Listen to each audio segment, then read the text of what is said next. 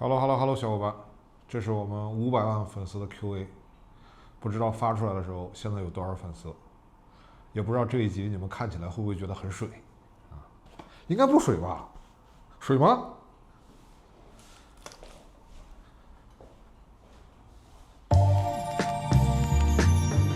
这个落在外面，这是暗吧？我自己举着防护栏子，我觉得这挺屌。还是棒。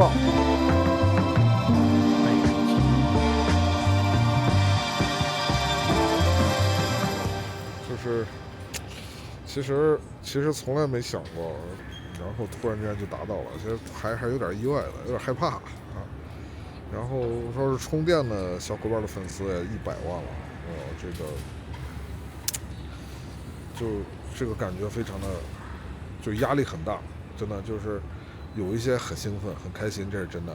另外一方面，确实会觉得压力很大，因为这个越来越多的人关注到我们，越来越多的人愿意花12块钱来看我们的节目，这就说明我们需要把节目做得更好。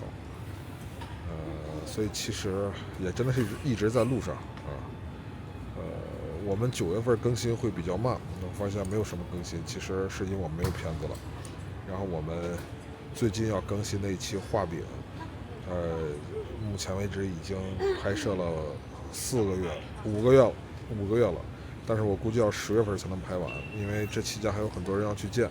所以我这一路啊，就是拍画饼，然后去见人，然后再去拍下一个充电的选题，然后也会有一些迷茫吧，就现在还是充满力量的想肆意的奔跑下去，但是要跑到什么地方为止，跑到哪里，我自己也不知道，反正就挺复杂的心情，真的哦。这就是一切的开始。2017年之前呢，我跟丙叔的聊天记录啊，基本上是这个有事儿说事儿，或者是每半年联系一次。我要跟谁讲这个事儿？你看，我们上一次联系是7月份，再上一次是2017年3月，到12月1号，他突然问我最近咋样，这就很反常。说这个找天来看你孩儿啊，这也很奇怪啊。我就说我最近老出差啊，当时确实老出差啊。等我回来说大家一起出来吃饭嘛。然后过了半个月，我没理他，他又问我了，你回来没有？最近聊聊。我说我还得出差，我说后天我要去云南出差啊，咱们下周找一天呗。然后他就等不及了啊，果不其然找我有事儿，他说我打算自己做一个系列短视频，想跟我聊聊。然后我直接回了一个，我说行，我帮你弄啊，这就是一切的开始。然后这时候他说他需要剪几个片子，问我给他剪大概什么费用，我不知道什么事儿啊。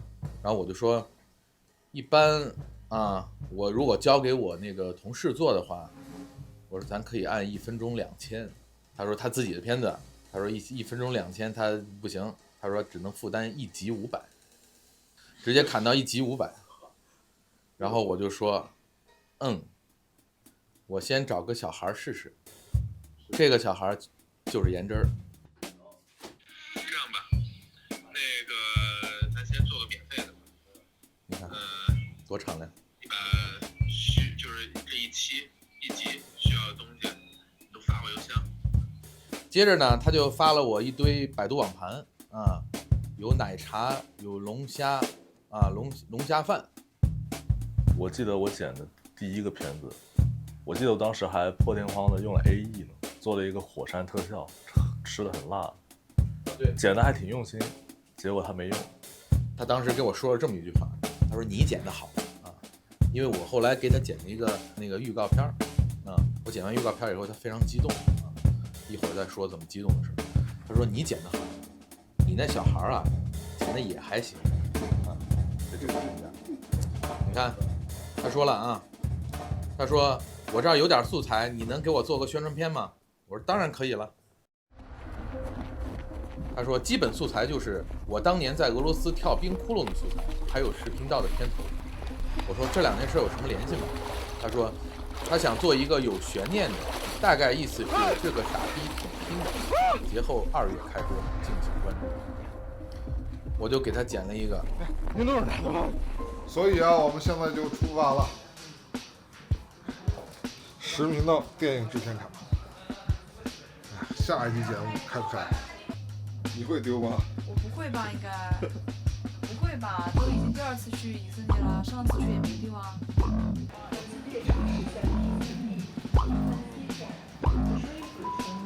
刚才在那个小火车上都遇到粉丝了。遇到粉丝是什么感觉？紧张，对，其实大家叫我的时候，我都会特别羞涩，就是别人一喊我，我都会一激灵。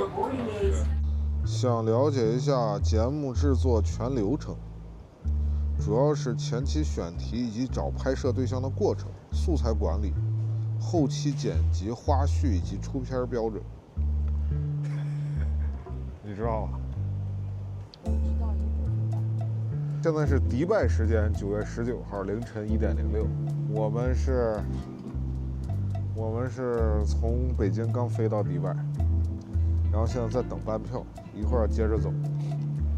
所以有点选题流程，就比如说我们要去拍的下一个地方，这是带在飞机上，就是这趟飞机上要读完的书。你读完了吗？我现在还有一本呢。我把这本书应该一会儿就读完了，然后要把这几本都读完。就是我觉得没有什么特定的选题吧，就是主要是先去了解这个地方，了解了之后，然后再去根据当地的情况，你到实地去感受了之后，然后再定选题，基本上这样的。然后素材管理就是每天拍完了，原来都是小花导素材，然后现在我们想就是有一个专人来导素材，因为我们9月份其实就没有片子了嘛。考虑到这个时效性，那我们就会通过网盘的形式把这个片子一方面是备份，一方面是回传，这样的话来提高我们的剪辑效率。目前没什么标准吧，我觉得标准就是我们自己看，我们自己觉着还行，然后就发。要我们自己觉得太水了，我们就不发了，是吧？是这样的吧？是这样。对啊，就是没有什么具体的标准，我觉得这个还是主要看吧。它的标准一个是内容标准，对吧？这个是否符合当下的这个形势啊？还有一个就是质量标准，这质量标准就是我们自己的感受啊。俄罗斯是我们第一次出国拍摄啊，当时是丙叔搞到2张世界杯球票，问我去不去啊。我们当时都各自有稳定工作啊，我还特意的得请个假。当时我一个人跟他去的，左手拿一个机器，右手拿一个机器，左右开弓双机位。Hello， 小伙伴，今天这一集呢，要带大家开始一次有文化的旅程。他不是第一次在节目里喝酒，但应该是第一次在节目里试探。当时我跟他周了3杯伏特加。第3个，周了这杯文艺，如果生活欺骗了你，他就开始说胡话了。浮云散，时而奔放，哎，绽放，开放。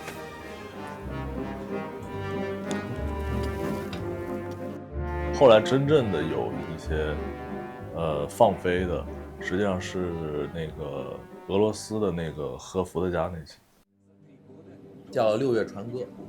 那我们俩在那个河上坐船，我总感觉我有这个3分9意，在船上拍了一些还蛮带感的这个画面，然后回来我那小孩就他剪的这集，基本上我那小孩的风格，我感觉是从这集开始放飞。我记得当时我剪完之后，我给鑫哥看，然后他看完之后说：“你是不是喝了酒才剪成这样？”然后当时我对这个评价印象很深刻。你说在这之前嘛，我们俩一起这个给这个丙叔的这个做后期的时候啊，一般来说我们最大的精力就放在这个在第几分钟该出花字了啊，基本上我们在讨论这个啊。后来到了他的风格放飞的时候，我们们就没再讨论这些，在讨论一些这个，怎么剪比较带感。从那之后，我就感觉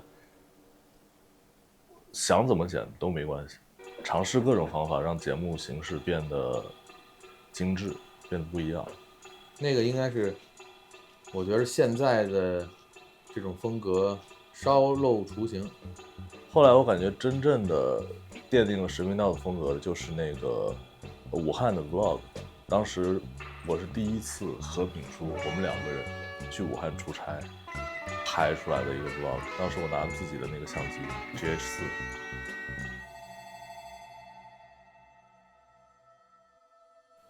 应该说让我自己觉得，就是我们做出来片子第一次让我有一种这个特别兴奋的感觉，应该就是我那孩子当时跟着炳叔一块儿去武汉出差做的那个小片头。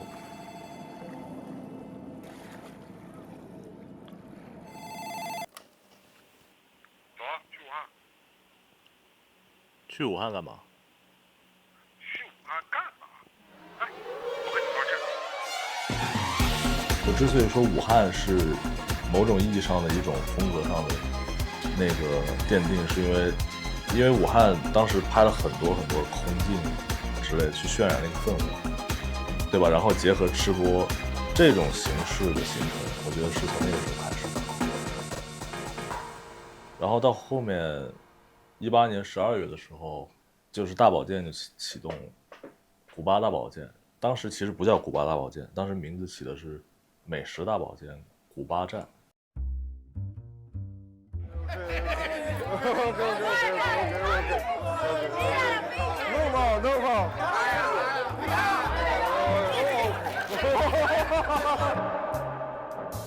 第一次拍大保健的时候非常的轻松，就感觉反正拍起来就一半的时间在旅游，一半的时间在拍摄吧，这种感觉。所以拍得很轻松。但是节目现在看来，说实话有些还是挺水的，没有实质性的内容。但是当时拍得很开心的一点就是每集都会刻意的去设计一些片头，然后对记忆点，对记忆点那个词，就是这个时候诞生的。第2集开始，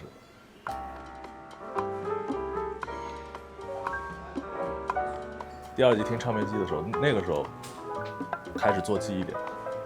拍摄的时候就刻意的有设计，唱片机啊，然后海明威喝醉酒那些。我觉得这个是当时大保健我们所设想的一种特色。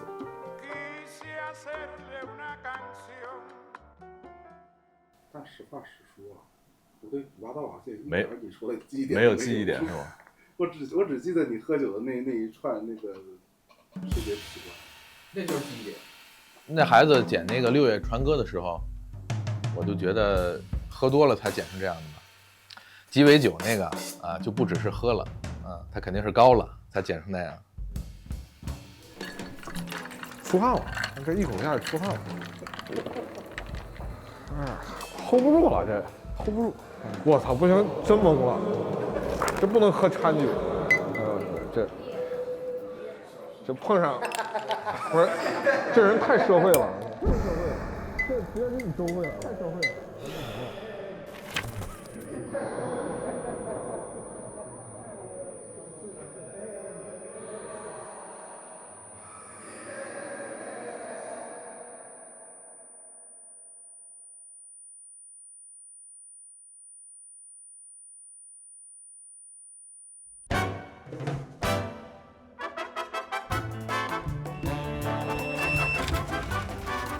那时候的路子就是带着老干妈跟榨菜，然后去品尝世界各地这个淡而无味的美食。我记得中东还是有那种片头。中东那相当于是就继承了嘛。中东大保健是视频道第一个过100万播放的视频，当时也是这个怼怼来到团队以后参与的第一个出国的这个大的项目。怼怼是我的老朋友了，我们2个认识10几年了，我们从12年就在一起共事，后来在19年嘛，19年他就过来了。中东是第一个大保健吧？是你拍的第一个？对，后面是不是还有个大保健？后都是北极。啊，北极，对，孤儿院的鸡确实会比较触及心灵一些。假肢内鸡还行，但是假肢内鸡可能信息量没有那么大。ولكن نزلت قذيفة عليها واشتعلت السيارة وتفحمت الأم. نزل الولد على صوت القذيفة نزل الولد على صوت القذيفة ووجد أمه متفحمة وصار في حالة هستيرية. أخذوه إلى المشفى فورا.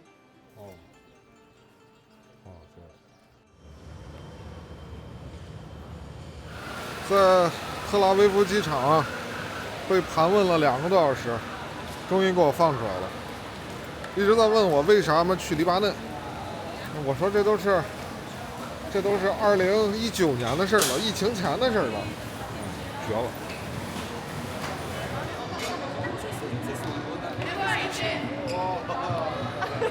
再见面了，山地粉。Nice to meet you again.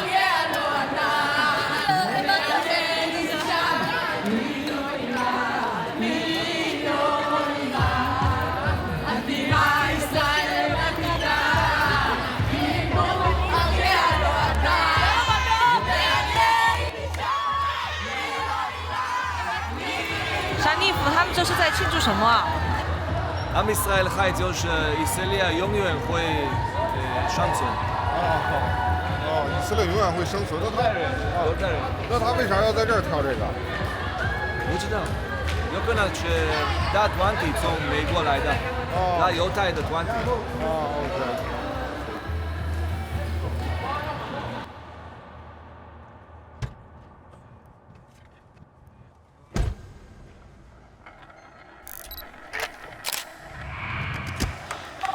其实从中东开始，我们的拍摄节奏就开始变得有点紧张了，和古巴比起来紧多了，虽然和现在比起来还是松一点。然后从那个时候开始是有稳定器了，我们一开始用的是智云，从那个时候开始就每天提着稳定器走，我感觉那个时候一定程度上锻炼了我的臂力。中东你有什么还能想起来的事吗？中东的事比较多，就挺有意思的事比较多，就是比较嘻哈嘛，就经历了就是被一个中餐餐馆坑，然后吃了集体中毒了嘛，就一直在痉挛，然后就叫了那个叙利亚的120，就跑着那个后那个车门掉下来了，然后他他妈等着抢救呢，门掉了。然后丙叔那时候就是拍那个《玫瑰庄园》嘛，他拍那个《玫瑰庄园》他都快不行了，当时他已经就是很难受发烧。就是都拍完了，就说走了，上车了，说拍一个空的玫瑰园的那个镜头就走，然后就跑到深的里面去拍了。我看他拍的挺高兴，我又拿出机器来，丙叔就在上面快不行了，就进去就拍的挺嗨。然后我说，哎呦，这有壁虎，你拍不拍？哎呀，然后丙叔说，我快死了，你们还在拍壁虎，你他，然后就这个就成我的事儿了，你知道吗？就成我笑话了，就是我拍壁虎，然后耽误了他的治疗，你知道，然后就有这些事儿。When my blue moon turns to gold again, when the rainbow turns the clouds away, you'll be back within my arms to stay.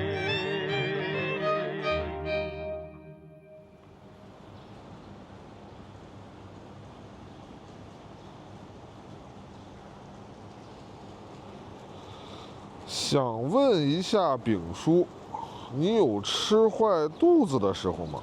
最近一次是啥时候？最近一次吃坏肚子的时候，应该是我们之前拍那个贵州吃饭故事。它也不是说这个东西它不干净，它就是那个，它那个贵州料理，它实在是它辣的比较刺激，然后就肠胃就有点受不大了啊，那需要适应一下啊。对，就主要就是这样。然后，其实平时我们在外面吃饭还是比较注意的，因为主要是怕你吃坏肚子之后，你真的发烧了什么的，就是肠胃炎急性那种，会耽误整个拍摄进度。然后我们一般出门的时候也会带专门的药包，有这个。什么这个黄连素啊，然后退烧药啊，这些的都会比较注意。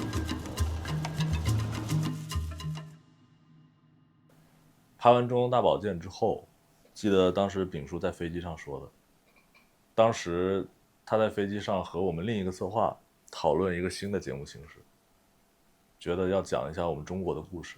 从这个节点开始，小城夜食记就诞生了。我们从中东回来之后，就紧锣密鼓的开始策划小城夜食记。好像就是相互私信的。我们发了几条以后，盗月社对我们还蛮感兴趣的。然后后来就是两家人聚到一起吃了个饭，然后就互相这个什么，主要是我们请教人家那个盗月社大佬，给我们一个建议是，这个可以多做一点系列啊。当时觉得我们之前那个好像是北京罪恶之夜那个系列数据还不错啊，应该沿着这个系列继续做下去。所以我们后来才有了小城夜食记。我感觉这是他给我们一个启发。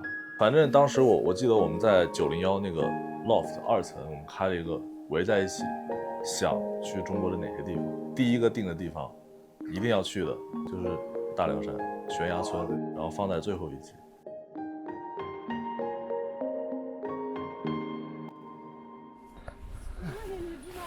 那就是跟当地村民一起就往上爬，所有台阶都是这样用这种钢管这么搭出来的，每天就得这么往上爬，这么上下。天哪！哎呦我去！啊！我天！为什么要来这儿啊？为什么要来这儿？大凉山，就是西昌那个悬崖村，那个是，我印象里面可能是第一个让人感觉催人泪下的这么一条视频。因为小城夜食记最后一集，相当于也有一个创新，就是节目长度就是突破了以往的所有，一个接近30分钟的节目，时长放飞了。但是小城夜食记最后一集，我感觉做不短。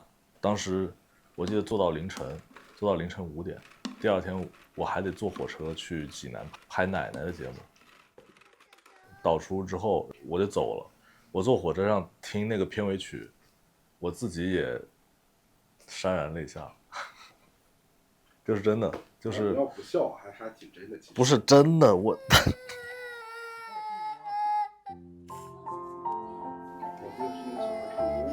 对，是又见愁梨花。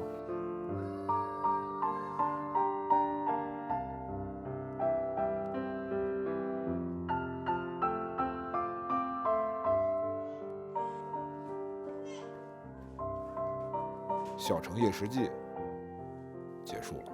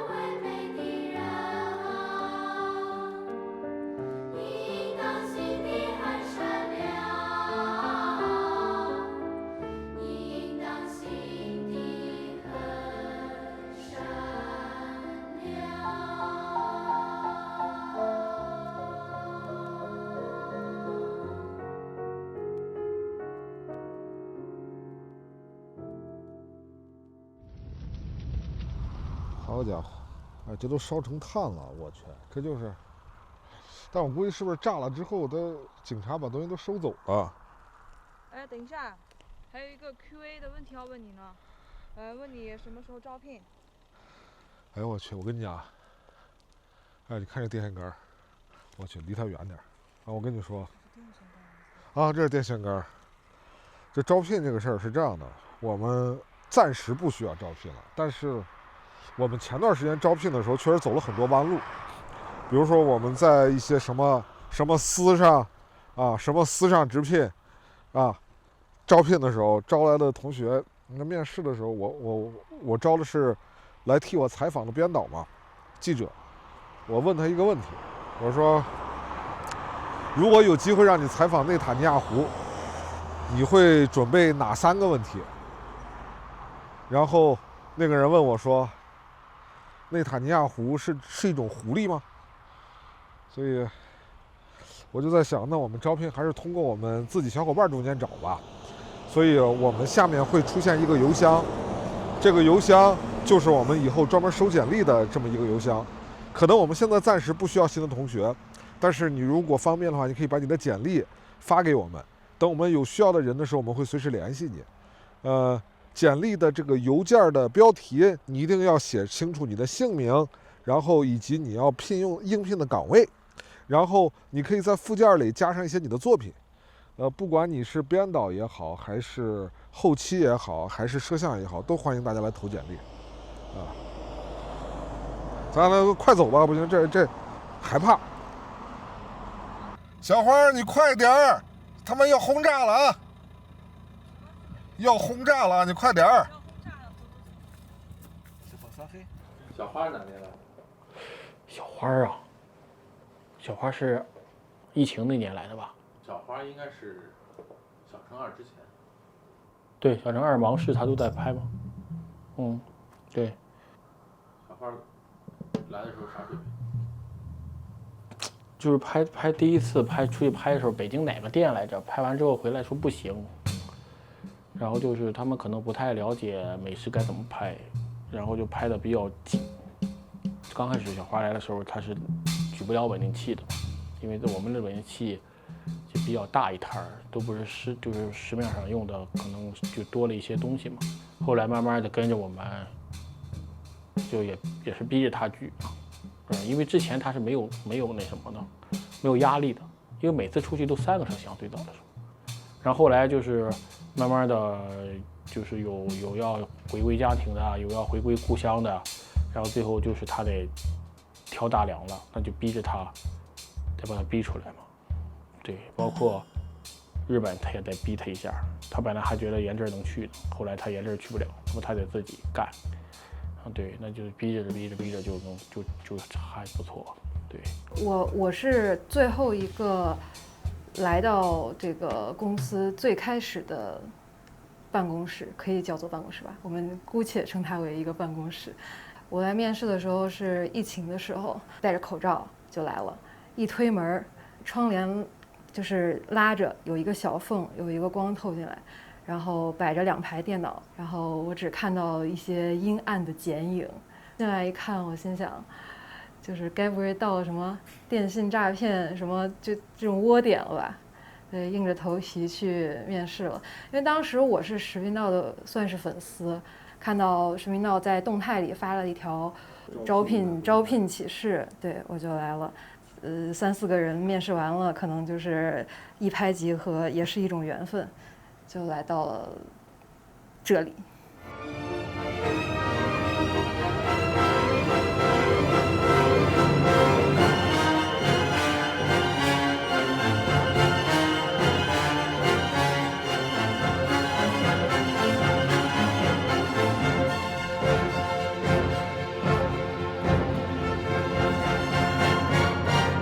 然后后面就是北极大保健，在北极大保健应该是最后一集播完以后，视频道粉丝破100万。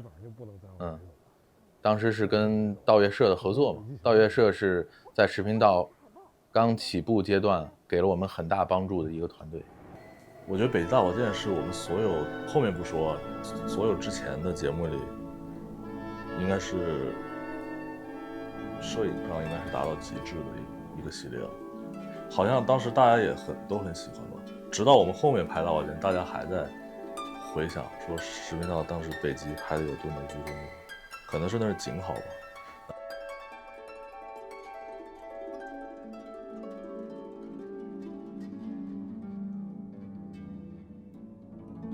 然后就是我记得我们当时对吃完故事是有构想。当时是因为在小城夜视记2拍完以后，想开一个新的这个IP，但是最好我们当时想不要再拘泥于之前的形式，也不要被这个宵夜限制住，所以重新构想了这么一个系列。当时是从闽南开始，我想的名叫《中国吃饭故事》，又吃饭又有故事。成为节目之前的话，要我选最喜欢的，有2个选择。第一就是齐齐哈尔的那个2人转那期，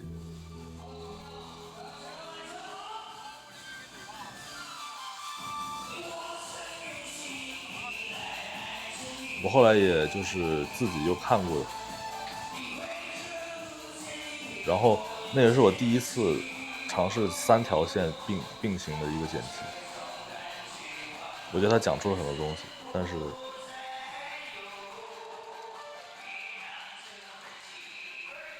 不明白为什么播放量这么低。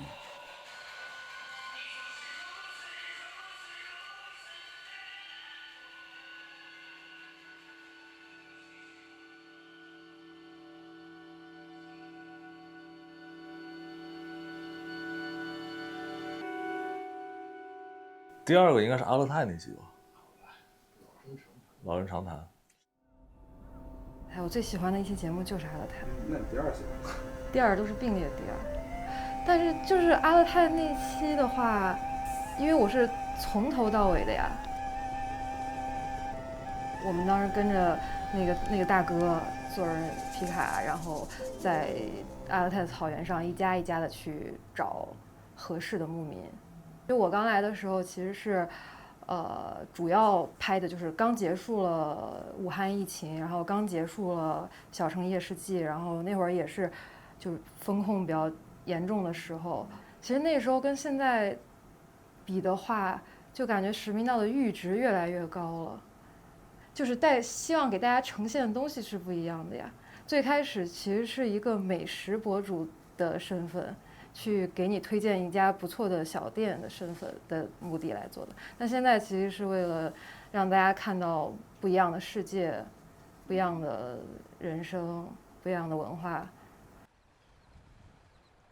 我最喜欢一集啊，就是丙叔回到烟台，就是他奶奶老家，给奶奶拍回了很多老家照片，接近失明奶奶看看老家是什么样的。叫什么来着那集？送给奶奶礼物。您说吧。八姑你好，我是你二哥安邦斌的儿啊，安家兴啊。我是安家兴啊。师傅早上向你问好，祝你身体健康，长寿。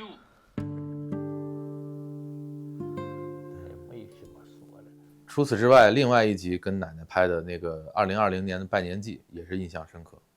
从这2集里面能看到丙叔啊最真实的一个情感，也不是说他其他的不真实，但这个绝对是最真实的。其他的他的经历，他所体验的全国各地的故事，虽然他都会有很多感触，那我们也都感同身受，但是毕竟跟他没有直接的关联。但是跟奶奶相处的这2集，我能从他眼中看到真正的亲情，看到真正的感情。在奶奶面前，丙叔是真孙子。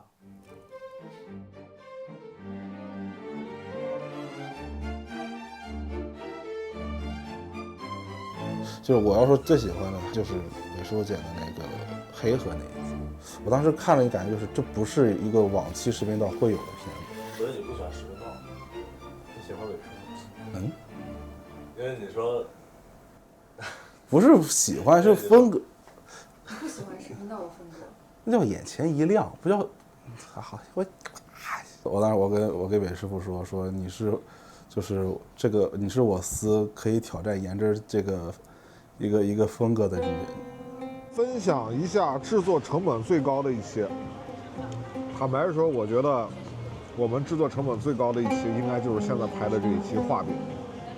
我们去了以色列、香港、伊朗各个地方，见了各种各样的人。之前哈马斯领导人在这边被炸死了，伊朗给他的对外的一个说的话，客人在我们这边遇害，我们会为你报仇这样的话。经历了各种各样的风险，伊朗小分队差点被抓走，我们以色列小分队啊，在黎巴嫩边境，这个人对差点被炸了。所以我觉得，不管是从经济成本还是从机会成本上来讲，我们这一节都是成本最高的。但是我觉得这也值得，因为我们充电的小伙伴也越来越多了，充电的钱应该用在节目制作上，否则的话就失去了这个初心了。因为做充电它不是版权发行，它是一种服务啊，所以我们希望未来可以投入更多，然后来获得更多。这只能超过60万的吗？之前最贵60，这次肯定超60万，肯定的。拍了多久来着？我们去拍了。啊？拍了多久来着？整个项目？咱们这个事儿干了半年了呀，我们从4月份开始的呀。你想想，对，我们还请了伦敦的团队帮我们在伦敦拍了专家，这都忘了，啊，这都太长。咱4月份、5月吧。啊，5月。啊，咱专门请了伦敦的团队去拍了伦敦的专家，然后这又纽约，不是纽约，这又特拉维夫，完了之后德黑兰，闹呢啊，对。哎，你那个美国那姑娘到底能不能拍？我觉得可以。那能拍还得再加个波士顿是吧？是波士顿吧？啊，对，波士顿，闹呢啊。充电节目我感觉我选不出来，都很满意。其实一开始，没有《迷失东京》这一集，就是说没有想说做2个小时这么长时间的。当时是想说把某些集用来做收费，比如说黑道，比如说可能 AV 产业这些，对吧？对。然后后来真正去拍的时候，8月10几号，当时拍了很久。在这些选题上都碰壁了，就是感觉拍的不是很满意。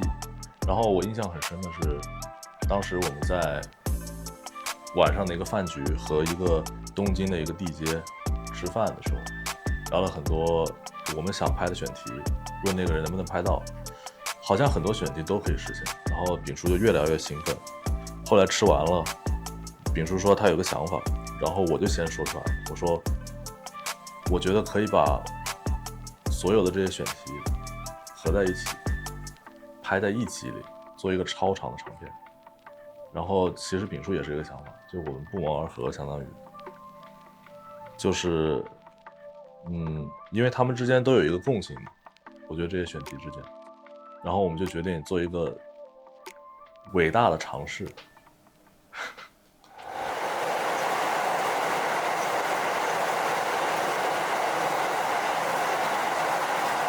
后来因为这个主题就是很迷失嘛，就是我就想借鉴一下那个《迷失东京》，就跟他说就叫《迷失东京》嘛。然后从这个节点开始朝着《迷失东京》的方向拍了。你后期剪的时候有骂自己当时对这个伟大的决定做投票这个事儿吗？其实还好，但是过程真的是非常的痛苦。小花刚刚 PK 了颜值，她同样拍了一段玩杂耍的人啊。但是我怕你要放到 PK 里面，那我还是再拍几个镜头吧。毕竟时间也没有那么紧，我们定个 DDL 啊。现在12点，你拍了几点？12点15。行，15分钟 OK 啊，牛逼。12点15啊。好。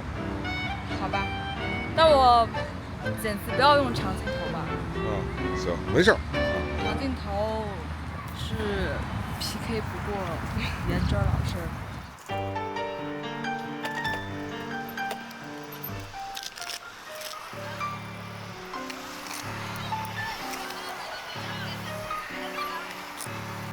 你往哪走啊？他不在这儿，他在那儿呢。我不拍长镜头了。哦，你不拍他了啊？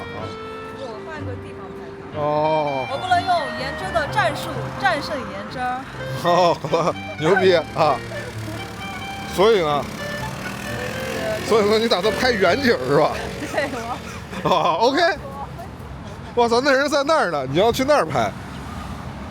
不是，你咋又回去了？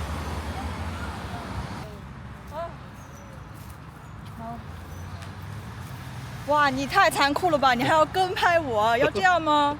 如此残酷。就丙叔有一个最好的一镜到底。对，这最好的一镜到底，最后是我拍的，我告诉你。酷。想问问团队，每次去采访的时候用什么由头和话术？怎么去和对象取得联系的？学新闻的学生能学吗？想知道丙叔在采访之前会做什么准备工作？采访的第一个切入问题有没有什么讲究？采访前会跟被采访的人沟通吗？给你们看那个远处穿黄衣服这小哥，就是我们当时在迦南孤儿拍摄的时候采访过他。然后这次拍画饼，我就又采访他了。其实我觉得采访这件事儿吧，它是一个很随意的事情，它有点类似于，就是你如何去跟别人交流的问题啊。我觉得没有什么固定的格式或者章法，我觉得它纯粹是一个见招拆招的事儿啊。然后具体的什么由头和话术，我们基本上全都是就是这2年开始吧，我们基本上全都是向人介绍说我们是视频道，我们是一个专注于 food and culture 的一个账号。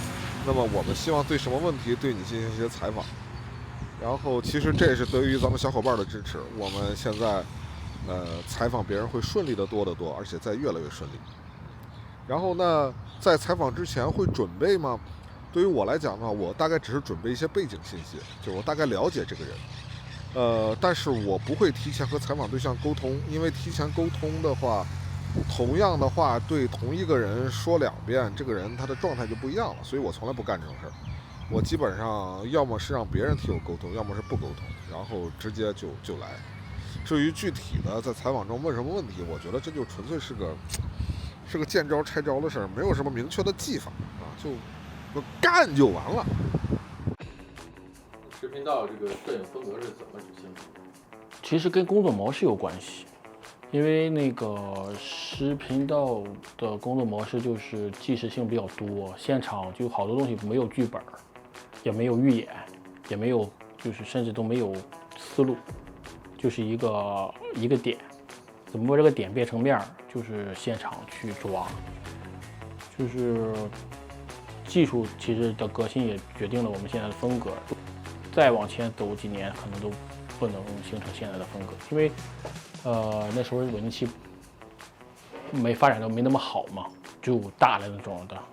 最开始我们用智云嘛，智云云鹤3 Club 那个，就是它能双手持，还能手动跟焦，然后慢慢的就是能抓一些计时，包括我们中东也都是那么拍的，就大家会觉得，哎，这个东西既能有手持的灵活性，又能很稳，又能运镜，然后加上技术的防抖啊、4K 呀，就是给你很多的方便，就可以有很多的镜头语言的设计，然后再就是沉淀嘛，就是你要多看东西就沉淀嘛。这个的话，我从我的角度说一下吧，就是首先一定要学会剪辑，要有成片思维。就是要站在导演的角度去思考这些镜头会在怎样的氛围下呈现。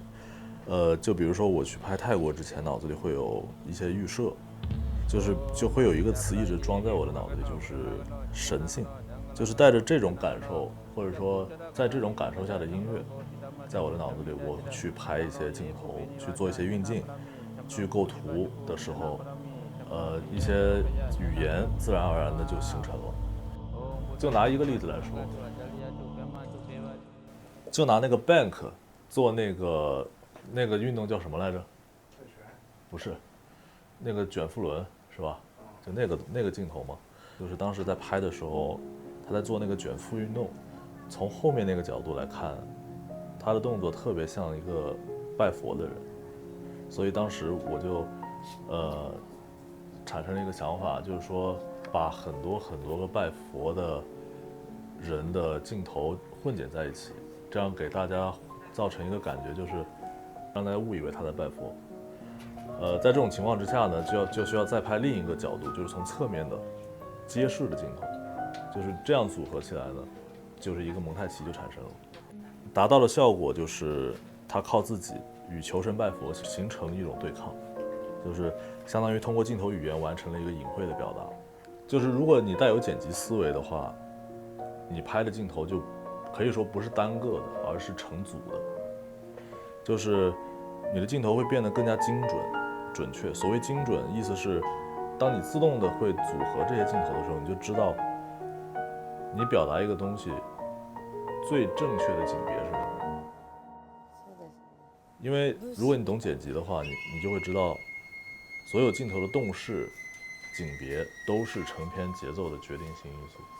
就拿那个《迷失东京》这个剑道的片段来举例，就是这些镜头，我当时拍的时候就会去想，想去渲染那种张弛的感觉，那种剑拔弩张的感觉，所以我会聚焦于一些人的身体部位的特写，比如说眼睛注视的时候，然后手、脚，包括一些物品的特写，就是然后一些动势的衔接，就是去营造这种感觉，带着这种目的去拍的这些镜头。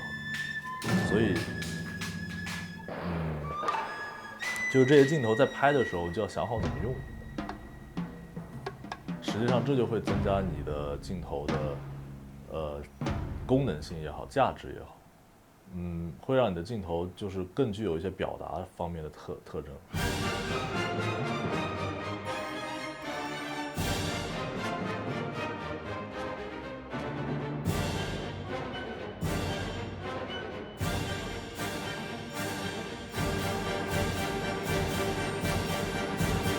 那个其实是利用了一个透视关系，它那个轨的大小其实是不一样的，前面那个小一点，后面那个大一点，所以你需要后退到一定程度。然后我记得我当时用的是一个70的焦段，在某个合适的焦段下，它们两个大小会是变成完全一样，前面那个就会正好挡住后面那个。为什么就是会偏一点呢？我靠！这个时候镜头往上移，那个重叠就会出来。但是当时我拍完并没有想好我会用在那里，我只是觉得这个镜头非常的带感，后来就发现非常的契合。如果想练习构图的话，我个人的一个练习的习惯是，我会在一段时间内只用一个焦段的镜头，比如说我这段时间会只用广角拍，然后下一段时间我会只用长焦拍，在这些限制下创作的东西，我觉得会更容易激发你的一些灵感，然后你会更容易得到提升。还是那句话，一个最重要的一点，你知道什么是好的，就是你如果拍不到那个好的，你就会一直拍，直到你拍到为止。不是，首先你就得训练你的那个好到底有多好，你得把它训练出来。借用你们拍片的经验，丙对普通人在记录日常的摄影和取景上有什么建议吗？言之，咱现在就在这 Coney Island 纽约，你对这取景上有什么建议吗？建议没啥吧，就看着好看就行呗。此外，你们的视频一直能观众带来很深的感触，包括我在内的许多创作者也会产生二创的想法。视频道团队如何看待你们作品的二次创作和借鉴？我觉得没啥吧，我觉得这是好事啊，对吧？我们其实也是希望更多的人可以看到这个世界嘛，所以二创这些的我们没有什么意见。但是你要说借鉴这事儿的话，其实我之前好像在抖音上有个人借鉴过我们这个拍摄的方式去拍那个靖国神社来着，我觉得也还好吧。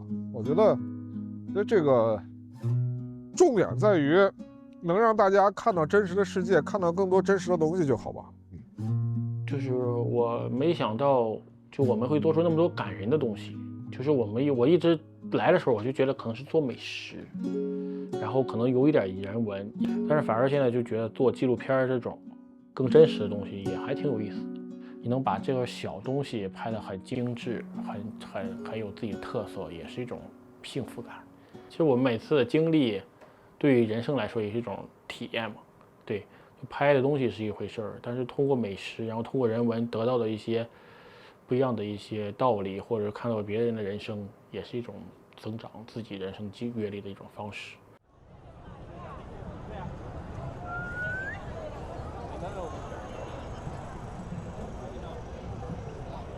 还真是从没想过我们会把视频拍到时代广场来。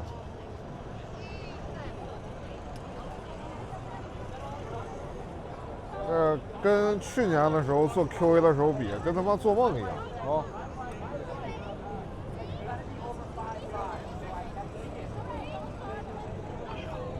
今天早上，我刚跟颜值说，我说今儿早上我一觉醒来，我说我想到一个 slogan 啊，我说 slogan 是啥呢？叫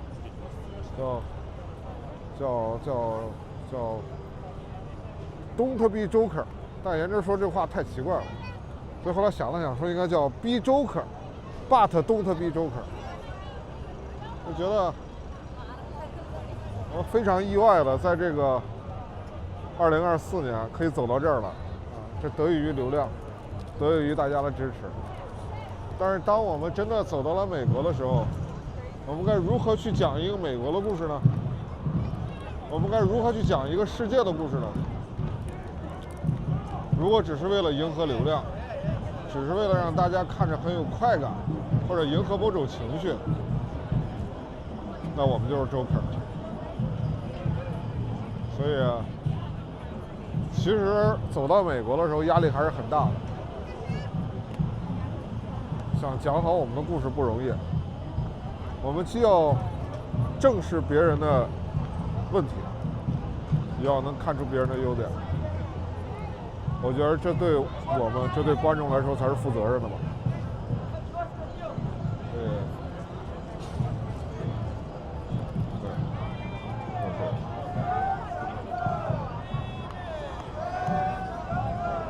希望可以很快的换一个地方做600万的 QA 啊！